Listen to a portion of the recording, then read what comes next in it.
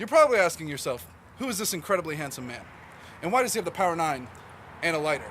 Well, the answer to the first one is, my name's Doug and I'm with Haven for Heroes and Battle of Wits. And the answer to the second question is, well, because, frankly, I just don't care.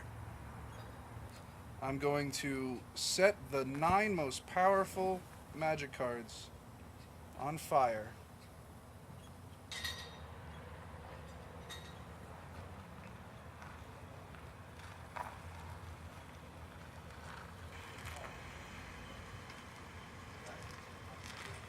Smoking kills, but fake cards will kill you faster. If you want to know why I just burned the Power 9, you keep watching. That's right. I don't even care.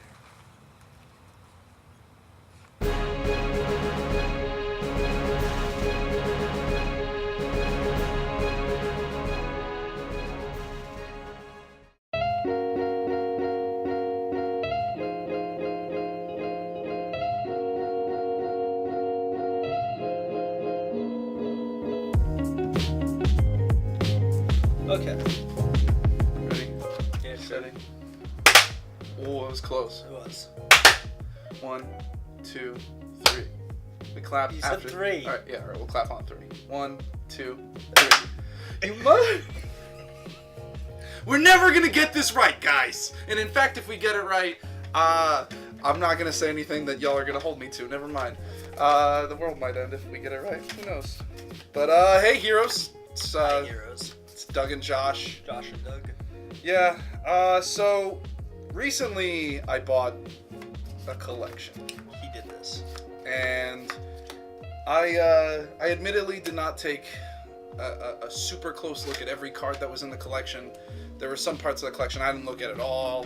You know, I was kind of, in a rush. I had a lot of other things. We that I knew had it to was do a with bulk lot, like there would be nothing good in there. Right.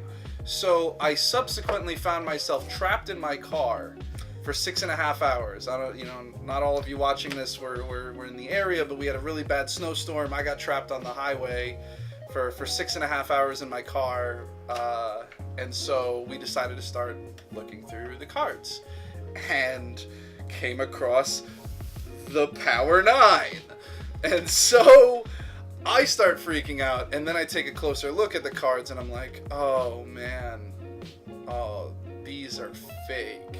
So, I mean, luckily I didn't buy the collection for the Power 9 because I would have been really upset. We would not be making this video here. We would be no longer in business. Be selling my shirt, standing on the street corner in a mini skirt. Yep. But what we decided to do was take this as an opportunity to show you something that is not often talked about in the Magic community, which is how to spot a fake. I haven't seen a lot of like real in-depth information online on, there's counterfeit groups on Facebook to, that you share pictures and people tell you different things to look out for, but there's no definitive video or anything like that. So This is not going to be definitive because by no means are we complete and total experts on it yet, but I'd say we're fairly confident in our ability. Josh has the keenest eye that I have ever seen. So we're going to let Josh kind of go through and explain how you can spot a real card from a fake card and a fake card from a real card. And we're going to use this very fancy playmat that was a birthday gift from my friend Rudy Dudonnet, who owns XVII Art and Design. And you can buy a playmat just like this. If you go check him out on Facebook. Isn't it 17? No, it's XVII. Oh, okay. So, sure. yeah, it's XVII. No, Yeah. just making sure. So, I mean, it's the Roman numerals for 17, which is my favorite number, and the day of my birth. It's a good number. But yeah, no, he made this playmat custom for me. He put our logo on it and his logo on it, and it's really beautiful. It's got the Power 9 on there, or symbols that represent them. Yeah, so we got the Mox Pearl, Sapphire, Jet, Ruby, Black Lotus, Emerald, Ancestral Recall, Time Walk, and Time Twister. Boom. It's the Power 9. And so, take it away, brother.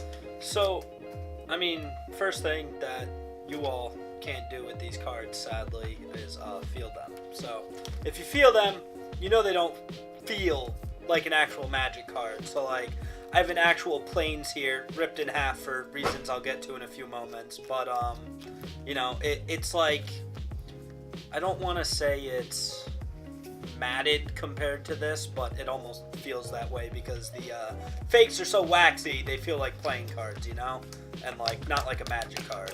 Well, they usually are printed by playing card companies in China. And they don't sound right. They don't sound like Magic cards when you flick them. I don't know. It's like they're more hollow, I guess. So, I mean, the first and ultimate way to tell is the rip test. So, this one is not advised, but, you know, it's your way to basically get definitive proof. Actual Magic cards have a blue layer in them. You know, the card stock they're printed on has a core to it, and that core is blue. Fakes try to duplicate it all the time. Comes up as a very, lackluster gray? Yeah, I'd say that's a gray or a black. Grayish black, yeah. Just not good at all.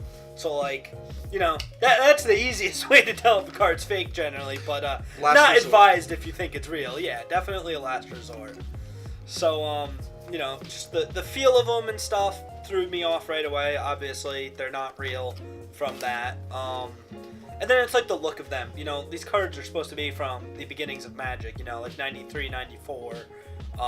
And like, there's no way somebody had this much of all of these cards in such good condition. Especially stuff like Nether Void, Berserk, you know, freaking Chains of Mephistopheles, Sylvan Libraries, Candelabra of Taunoses, which Candelabra is a pretty bad one. Color is way off compared to actual Antiquities artifacts and such. Like, I mean, even just comparing it to the Unlimited, or what's supposed to be the Unlimited Emerald there, you know, it is way, way, way brighter. But, like, one of the most recommended ways is to look at the cards, use a jeweler's loop. You know, you can buy them anywhere for, like, $2 online. Doesn't matter if they're from China or here. They also all come about from the China. same. Yeah, the fakes also happen to come from China, so hey, they're counterfeiting them and giving you the detection for them. So there's a few different techniques you can do with the loop. One of the most important ones is you usually look at the black lines and stuff around the edges, casting costs and such like that. It's supposed to have a solid black line. The rosette is not supposed to bleed into them, which the rosette pattern is a special pattern that's printed into a lot of different things. It's like the way the printer dots work.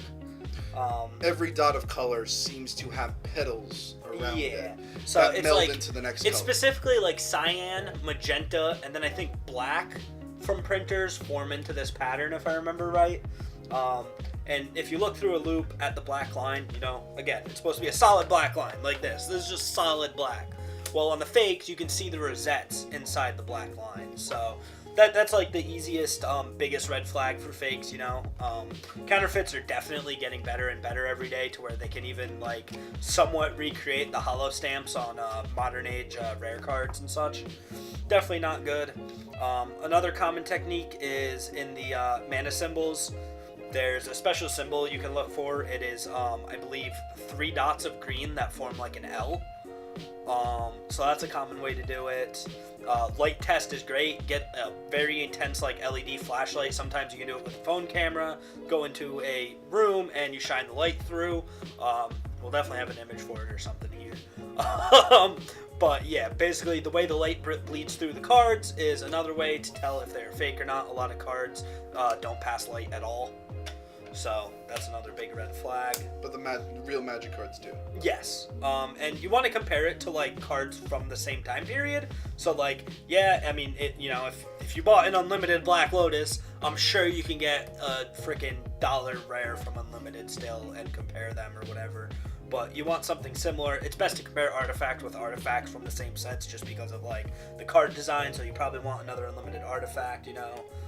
There's tons of great resources online. The Counterfeit group on Facebook is amazing, or the Counterfeit Detection group is amazing on Facebook. You know, a lot of people don't want to talk about how to spot fakes because then that can help the people who are making fakes make better fakes by learning what methods people use to detect them. I know there's people out there that have like databases of all cards from ABU and a bunch of weird little things you can do with loops and other tricks to find out if they're real or not. it'd be great to get access on that, but it's hard, you gotta know the right people and stuff. A lot of people let you send them images and stuff to confirm and whatnot. Casting costs is a big one to look at on all things. Fakes, that was one of the first things they always messed up. And then artist names and stuff like that. Or if you're doing stuff like Antiquities, The Dark, Arabian Nights, you want to look at the actual set symbols and compare the set symbols with other cards from those same sets. And again, compare your artifacts to other artifacts. It just makes life easier.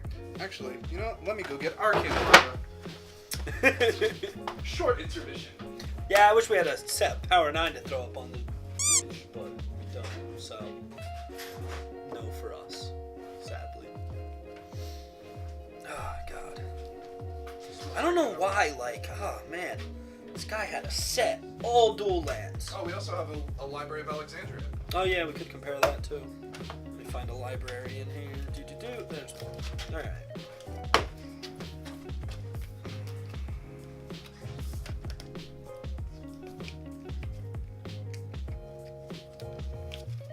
Are we going to have to film separate close-up shots? Oh. No, this is the right. Stop it. So, already, there's a pretty big difference you can see just by looking at a real one and a fake one. Looking at the text box of the cards, you can definitely tell the font is very different on the one above.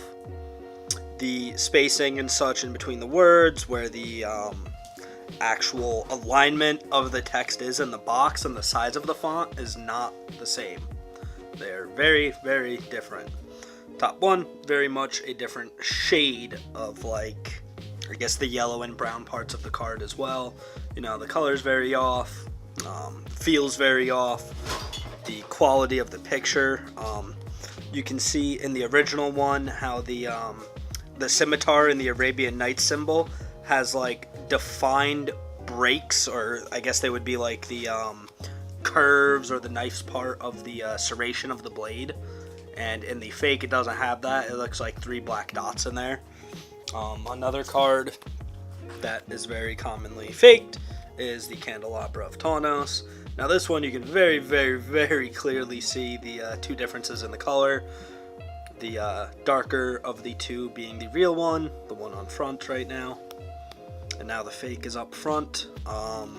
You can tell the anvils do not look very similar. The fakes is probably more elongated than the actual one. This candelabra has some wear to it, so it's partially messed up there, but card's a lot darker, very big differences. Again, the text box is a huge one. Looks like 2 different fonts basically. Spacing's very off in between the letters and such. And then the casting cost is another big one. The one on the real card is a lot bolder than the one on the fake. It's a larger one, it fills up almost the entire circle from top to bottom, whereas the fakes does not.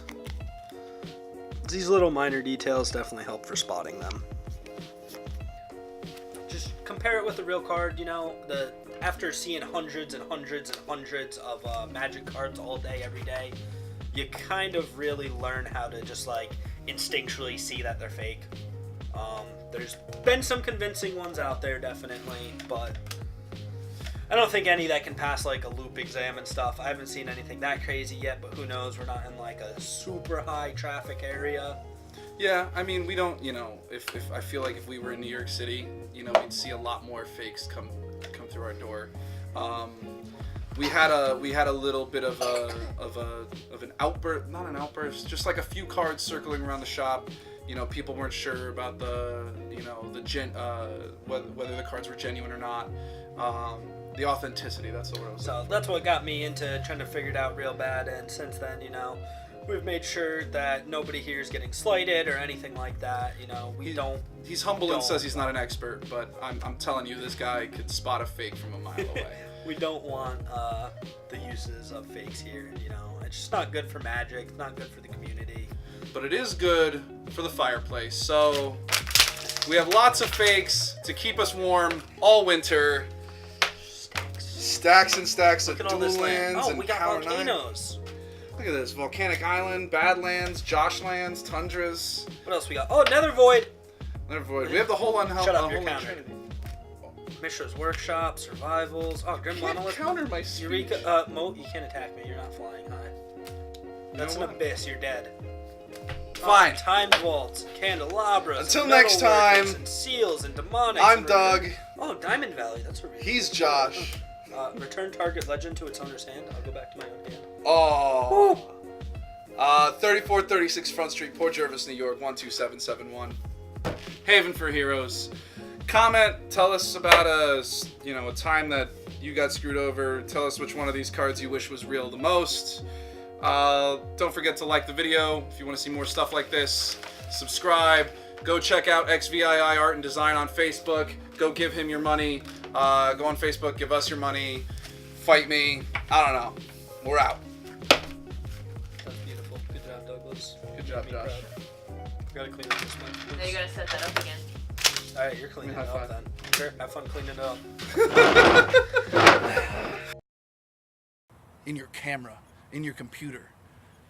I'm all up in your files, stealing your nudes, selling them for money on the internet, using them to buy more. Power 9. I don't think I want to say that. I don't think I want to say that. That's how you can afford the Power 9, by That's selling how other I can people's afford nudes. the Power 9, because I'm selling you nudes. Yeah. Playing card companies. like-